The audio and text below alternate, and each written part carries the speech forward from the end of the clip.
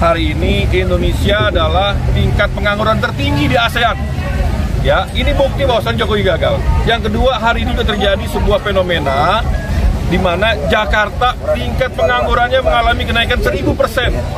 Kemudian Bangka Belitung mengalami kenaikan hampir 4000%. Kita harus nyatakan Presiden Jokowi itu bukan saja bajingan dan tolol, tapi bangsat. Bangsatnya karena menyatakan bahwa kolonial itu Istana Merdeka dan Istana Bogor. Kamu itu tinggal di situ dibiayai oleh negara dari ujung kaki sampai ujung rambut. Lu taunya tahu beres, makan kenyang ini segala macam. Lu sampai dipijit, diurut, semua difasilitasi oleh negara. Tiba-tiba lu bilang istana itu adalah bau-bau kolonial, ya kan? Yang ada bau mulut Jokowi, bau kolonial, lebih bangsat daripada penjajah. Karena gara-gara dia itulah membuat istana-istana baru itu dengan memeras rakyat, mengusir rakyat, merampok tanah-tanah rakyat. Sekali lagi, Jokowi bangsat, bajingan, tolol. Ya kan, harus rakyat itu lawan, harus rakyat berani melawan. Ya kan, kalau perlu, karena dia sudah nyatakan bau-bau kolonial itu istana, lu pulang besok nggak usah tinggal lagi di Istana Merdeka. No, pasang tenda depan ini, Monas lu. Ya kan, jangan sekali-sekali tidur. Berharap bahwa buruh Indonesia belum merdeka. Selama undang-undang Omnibus Law Cipta Kerja belum dicabut, maka kaum buruh Indonesia dan Indonesia ini belum merdeka. Sejatinya apa yang terjadi, peraturan-peraturan yang disebut kawan-kawan tadi, perampasan tanah, upah murah, outsourcing, kontrak dan sebagainya, berikut juga kenaikan-kenaikan pajak, itu semua ujungnya adalah turunan daripada undang-undang Omnibus Law. Maka dari itu, undang-undang sapu jagat yang dibuat oleh rezim Jokowi ini harus dicabut tanpa syarat. Karena untuk lebih menilai bahwa buruh merdeka di Indonesia itu kalau undang-undang Omnibus Law itu dicabut dan dikembalikan kepada undang-undang sebelumnya. Nah, ini kawan saya Presiden Aspek Indonesia, Bung Rusdi, silakan. Ya, kawan-kawan, saya Muhammad Rusdi, Presiden Aspek Indonesia, Asosiasi Serikat Pekerja Indonesia. Hari ini kami bersama Bung Daeng, mewakili kaum buruh Indonesia yang hadir pada hari ini, sangat mendukung upaya gerakan menuju kedaulatan rakyat, gerakan untuk kembali ke UUD 45.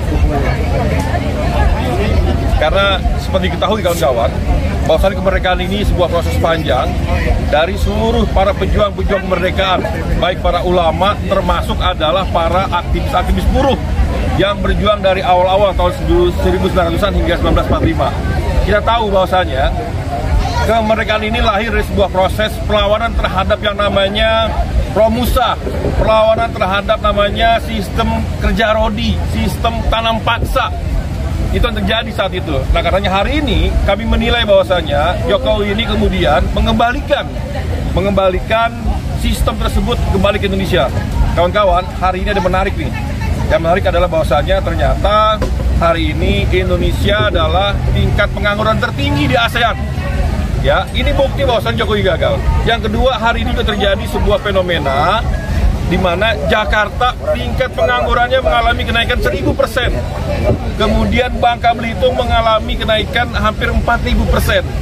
Nah, satu sisi kemarin ya, 2 hari lalu Jokowi di KN melakukan sebuah kesalahan kembali yang tadi belum dibahas, yaitu menerbitkan PP nomor 29 tahun 2024 tentang ya perubahan terhadap PP 12 tahun 2023 tentang perizinan usaha dan juga fasilitas usaha di IKN. Apa isinya? Yang pertama adalah di pasal 18-nya itu yang luar biasa ya, terkait dengan hak guna usaha yang tadinya bertahap diawali hanya 35 tahun, sekarang langsung 95 tahun dapat diperpanjang. Ini adalah sebuah penjajahan yang diberikan oleh Jokowi kepada para oligarki. Yang kedua adalah kawan-kawan, ternyata Jokowi di sana kemudian kembali memberikan karpet merah bagi TKA. Di pasal 22 ada 3 item terkait TKA. Yang pertama adalah di pasal 22 tersebut ya, di KN itu bahwasanya setiap pengusaha di KN itu para TKA-nya dibebaskan uang kontribusi sebesar 100 US dollar. Katanya kita lagi nggak punya duit, tapi kok ini dibebaskan?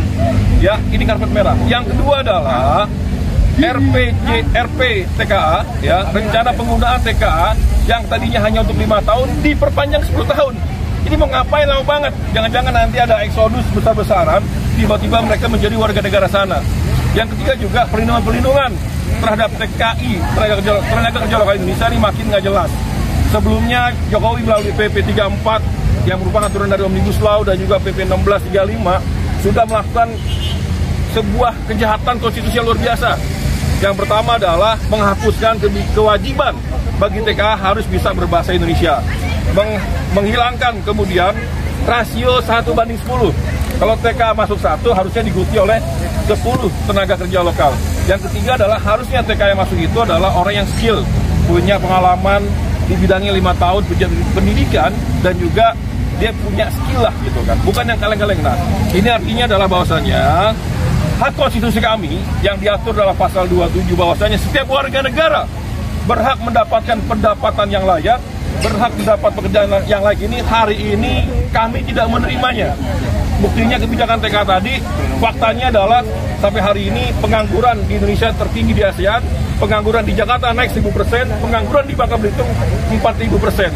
Ini artinya adalah Jokowi bukan hanya ya gagal dalam memimpin Indonesia, tapi juga kemudian berkhianat pada konstitusi. Hidup buruh! Hidup!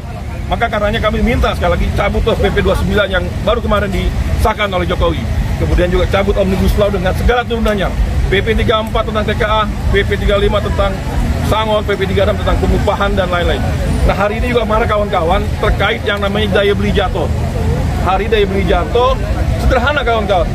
Semenjak Jokowi berkuasa, Jokowi menerapkan kebijakan era upah murah yang membuat kelas menengah di Indonesia, para buruh, ya, baik buruh di berbagai sektor tekstil, garmen dan seterusnya, ini kemudian dengan upah yang naik di 2015 hanya 8% dan hari ini hanya naik sekitar 1% sampai 3%, membuat upah tidak berkualitas.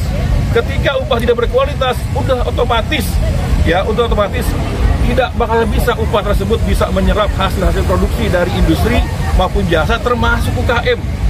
Siapa yang mau beli barang-barang seperti mie ayam, gado-gado, ya, nasi goreng kalau bukan para buruh. Nah, hari ini kelas menengah itu kemudian udah nggak punya tabungan. Yang ada tabungannya udah habis-habisan. Yang ada hari ini masuk ke pinjol segala macam. Sederhana, itu karena upah tidak berkualitas, kawan-kawan. Karenanya sekali lagi kami kaum buruh siap bergerak mengingatkan Jokowi yang sudah salah langkah dan harus diadili sesuai dengan konstitusi ataupun terserah rakyat lah. Hidup buruh! Hidup! Terima kasih Presiden Aspek Indonesia.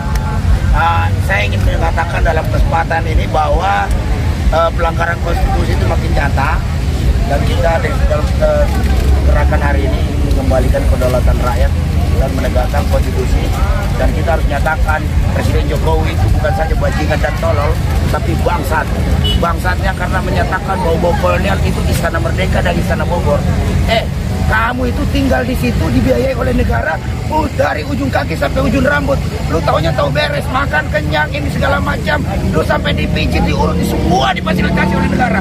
Tiba-tiba lu bilang istana itu adalah bau-bau kolonial, ya kan? Yang ada bau mulut Jokowi, bau kolonial, lebih bangsat daripada penjajah. Karena gara-gara media itulah membuat istana-istana baru itu dengan memeras rakyat, mengusir rakyat, merampok tanah-tanah rakyat. Sekali lagi, Jokowi bangsat, bajingan, tolol. Ya kan, harus rakyat itu lawan, harus rakyat berani melawan. Ya kan, kalau perlu, karena dia sudah nyatakan bau-bau kolonial itu istana, lu pulang besok gak usah tinggal lagi di Istana Merdeka. No, pasang tenda depan ini, Monas lu. Ya kan, jangan sekali-sekali tidur. Kamu sama dengan menjilat lidah dulu sendiri.